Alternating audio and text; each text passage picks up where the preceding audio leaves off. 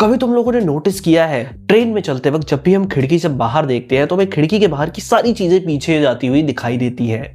कई बार तो ऐसा भी होता है ट्रेन प्लेटफॉर्म पर रुकी हुई है, उसके बगल में आके एक और ट्रेन खड़ी हो गई है।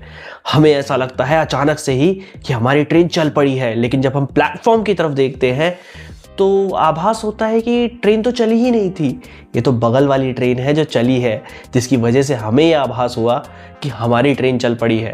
वेल, ऐसा इसलिए होता है क्योंकि हम मोशन को रिलेटिव सेंस में देखते हैं, मोशन को चीज़ों से कंपेयर करके देखते हैं। अगर सामने वाली चीज़ हिल रही है मतलब मोशन हो रहा है। अगर हमारे रिस्पेक्ट में सामने वाली चीज़ पे कुछ भी मोशन हुआ है तो हम मोशन को परसीव करते हैं।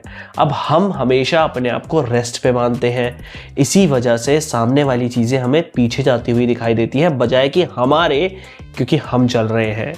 सिमिलरली जब हम रेस्ट पे होते हैं तो हमें लगता है कि हम मोशन में आ गए हैं, क्योंकि रेस्ट की पोजीशन से मोशन में आने में आपकी बॉडी में चेंज होता है। सिमिलरली जब आप ट्रेन में बैठे हो और बगल वाली ट्रेन चल पड़ती है तो अभी आपकी जो स्टेट है वो रेस्ट की थी और आपको लगता है कि बगल वाली ट्रेन भी रेस्ट पे है और उसके रेफरेंस से आप अपना रेस्ट पोजीशन डिफाइन कर रहे थे।